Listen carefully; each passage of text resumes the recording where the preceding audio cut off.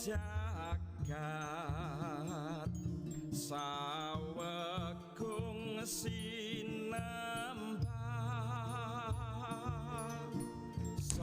Waosan Injil dinten Minggu tanggal 11 Juli 2021. Mugi Gusti tansah manunggala.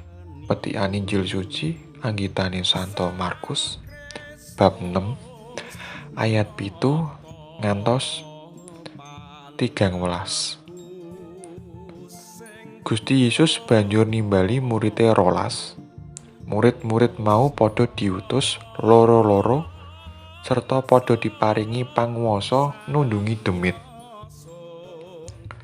Piwelinge marang para muridé, kowe aja padha nggawa apa-apa sakjroning lakumu kejaba mung nyangking teken, aja nggawa roti, aja sangu dhuwit. Kowe kena nganggo sepatu nanging aja nggawa klambi rangkep. Sabanjure para muridé mau padha didhawuhi, menawa kowe wis oleh pondokan, manggona ana ing kono nganti mangkat meneh nerusake lakumu. Menawa kowe mlebu ing sawijining omah, mengko kang duwe omah ora gelem nampani kowe, ateges wong kuwi uga ora gelem ngrungokake piwulangmu. Lebu kang ana sing sikilmu ketapno, banjur lunga saka ing kono. Kuwi minangka pepeling marang wong sing duwe omah mau.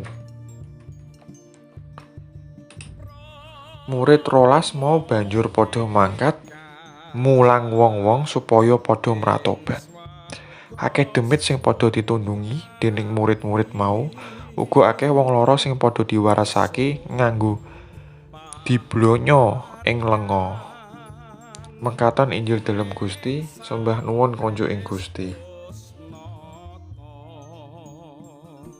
Sumangga bangsa